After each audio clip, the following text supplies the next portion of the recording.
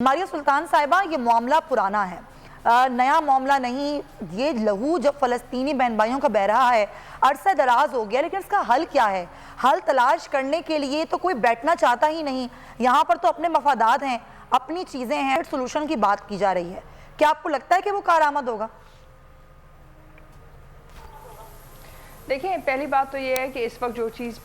بھی کرنے کی کوشش جاری ہے وہ ناقابل قبول ہے، کیونکہ جو طریقہ کار اسرائیلی حکومت نے اختیار کیا ہے، اس کی مثال دنیا میں کہیں نہیں ملتی۔ اور یہ کہنا کہ اس وقت ہندوستان جو ہے، یہ کہنا کہ اس وقت اسرائیل جو ہے 1967 کی جو جیروسلم کی صورتحال تھی اس کو دوبارہ جو ہے ریورٹ کرنے کی کوشش کرے گا، یا اس کی بنیاد کے اوپر جو ہے جیروسلم سے جو ہے فلسطینیوں کو نکالنے کی کوشش کرے گا، یہ بھی ناقابل قبول ہے۔ مسجد اقصیٰ کے اوپر فلسطینیوں کا یا مسلمانوں کا جو حق ہے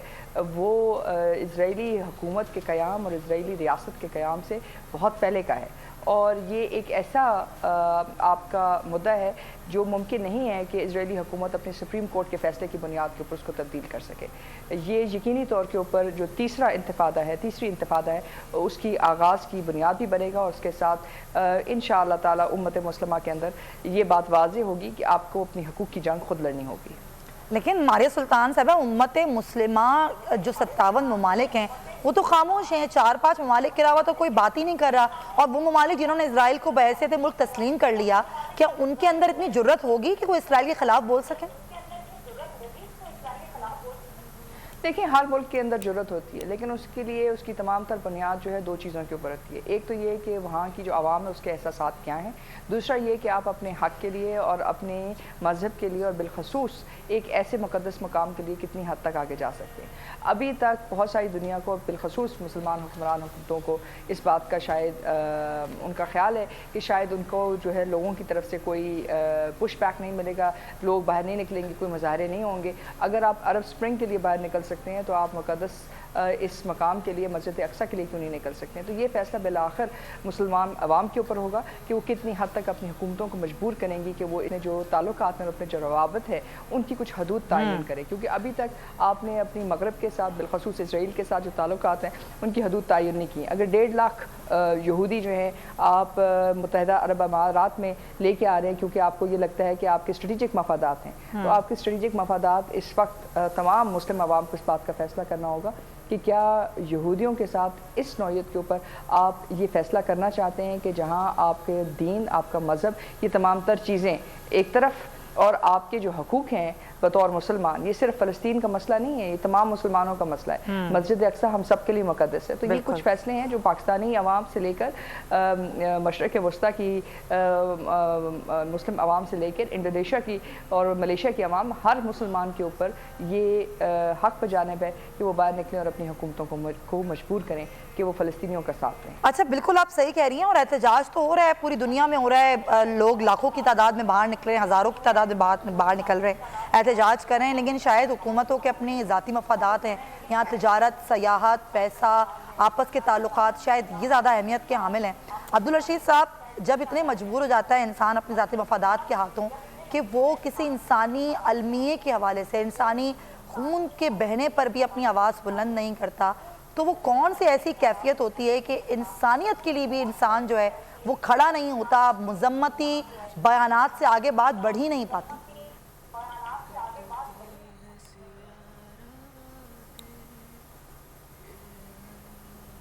اہم اور سنجیدہ مسئلے پر آپ نے بات کی ہے۔ فلسطین کا مسئلہ، مسجد اقصیٰ کا مسئلہ، اس کو میرے خیال ہے کہ سمجھنے کی ضرورت ہے۔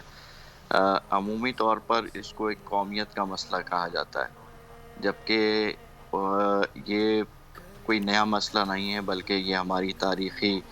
دینی وابستگی کا مسئلہ ہے، اور اس سلسلے کے اندر جو فلسطینیوں نے اپنی جانوں کی قربانیاں پیش کی ہیں وہ پوری امت کی طرف سے قبلہ اول کے تحفظ کی جنگ لڑ رہے ہیں۔ اس وقت مسئلہ یہ ہے کہ دنیا کے اندر 1 ارب سے زائد مسلمان موجود ہیں، اور ان کو چند لاکھ یہودیوں نے اس وقت مستقل طور پر اذیت میں مبتلا رکھا ہوا ہے، اور اس پوری کیفیت کے اندر، اس پوری جنگ کو، اس پوری جدوجہد کو صرف فلسطینی بچے نوجوان اپنے خون سے جو ہے وہ مسجد اقصی کا تحفظ کر رہے ہیں۔ اس وقت بے ضمیری اور بے بسی کی دو کیفیات موجود ہیں۔ بے بسی تو آپ نے دیکھی ہوگی سوشل میڈیا پر، میڈیا کے ذریعے جو فلسطین کے نوجوانوں کے لاشیں لوگ لے کر کے پکار رہے ہیں، تو کسی امت کے کسی رہنما کو نہیں پکار رہے، بلکہ آپ نے ان کے زبانوں سے جو صدا سنی ہے